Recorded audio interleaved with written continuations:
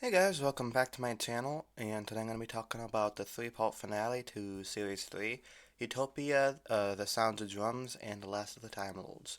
So I was debating whether to make this, to make Utopia its own video, but after watching all three of them, I realized that it's just kind of a common theme, It's more of just a three-partal, rather than, Utopia and then a two-partal. So this episode sees the triumphant return of Captain Jack. Torchwood fans would obviously see him not that long ago in Torchwood, but if you didn't watch it, then it's been like a whole 2 seasons since you've seen Jack. And I think his re-entrance into the series is really good. You could see that he's a changed man. He's not the same guy from series 1. He's a lot more mature, world weary, and this is obvious because he's like a few hundred years old now. I kind of feel bad for him because, he's proven right that the doctor just abandoned him, and I like the kind of arc of making amends and being friends again. I also like Jack's relief when he finds out that Rose Tyler isn't dead and she's just stuck in the universe. That's really sweet because they were friends for a while, but then he doesn't see her for like 200 years. Then he thinks he's dead. So that's just really nice to for him to find out that she's not dead and his friend is alive. It's a sweet scene. I don't think Martha should have been like, oh, still talking about Rose again, huh? And it's like, okay, sometimes it's warranted, Martha, but I feel like that time, he thought his friend was dead, and he's happy to find out that she's not dead. So maybe chill it on the jealousy just a little bit, Martha. I love Derek Jacobi as the Master. I think he has a big finish series called The Roll Master now, which is pretty cool. And it's kind of like devastating to see him turn from Professor Yana, like this kindly old humble man, to the Master, this evil man. Because you liked Professor Yana, he was sweet, you'd hang out with him, and then the Master's just evil. But Jacoby's performance, like as his face switches, is genius. I like the little hints throughout the first part of like thinking, oh, something's up with this guy, because he thinks he remembers things about regeneration and the Time Lords and the Daleks and all this other stuff. And that's nice build up from Russell. It's like the whole first part is like this build up to a grand conclusion or a grand revelation, and it's perfect setup. But unlike episodes from Chibnall's era like Spyfall or Fugitive of the Jadoon, those are grand setups for no payoffs whatsoever.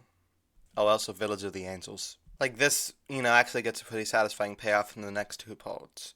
But I also want to say that Russell's foreshadowing in arc, the whole arcs this season, is much more coherent than Series 1 and 2. Series 1 is just like random bad wolf in random places. Series 2 is like some character just says Torchwood and and they're like, Rose is gonna die soon, but she doesn't. Series 3, I feel like, has a much more coherent arc, because you have the Professor Yana, the Master, you have the face of Bo, you find out that he knows about the Master, then you're left wondering, how does he know about it? Then you find out that the face of Bo is Jack, so it brings it full circle.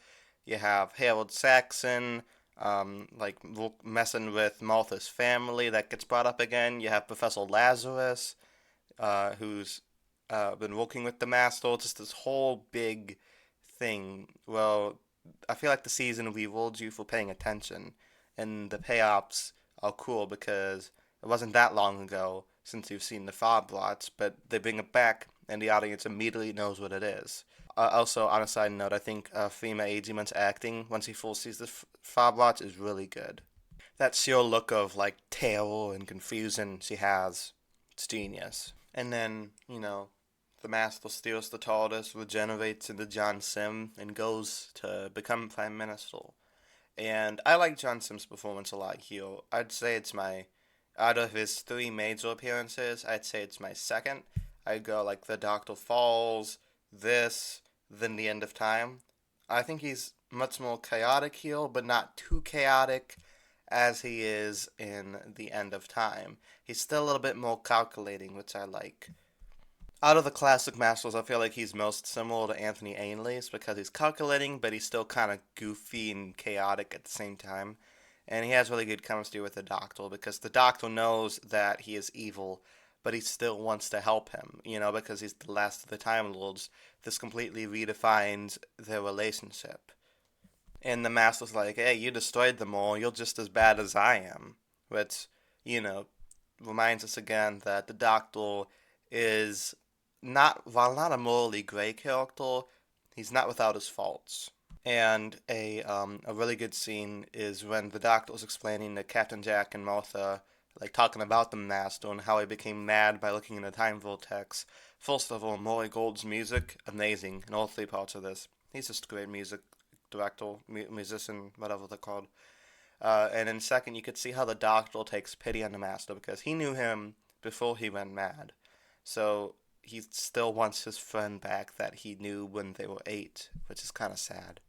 But also, like, if Time Lords age slowly, but he looks like that at the age of 8, do they just age normally and then slowly from then on? That's never really explained, is it? So, this finale is a really good episode for Martha. She's been saving the Doctor's ass like almost every episode of this season, and she does it once again, but this time she saves the entire planet. And it's really cool because, like, whenever the Doctor is immobilized, Martha is able to take matters into her own hands. But I feel like, unlike who Yaz has two characters. When she's with the Doctor, she stands in the background like a cardboard cutout.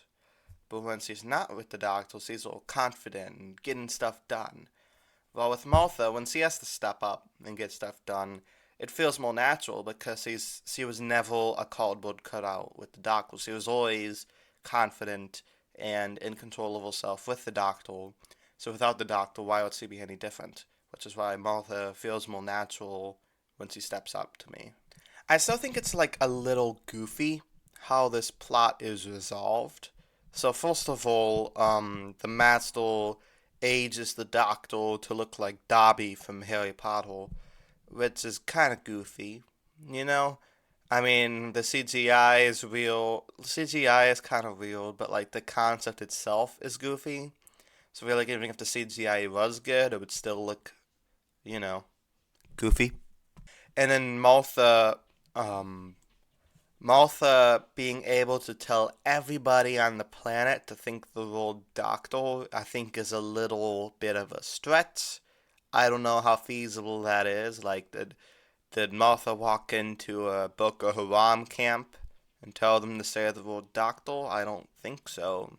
They would have shot her on the spot. Did Martha sneak into China and tell them that? I don't think China would like Martha. I'm just saying. And yeah, I don't really know how feasible that is. Like, what about the Amish? Do they even know what's going on? How does he get a hold of them?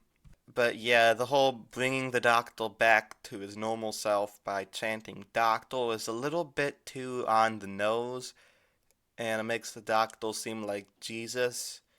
While I prefer to think of the Doctor as more of just some regular dude who travels through time and space. That's what I like to think of him as. Just a guy who helps out, not literally the Messiah.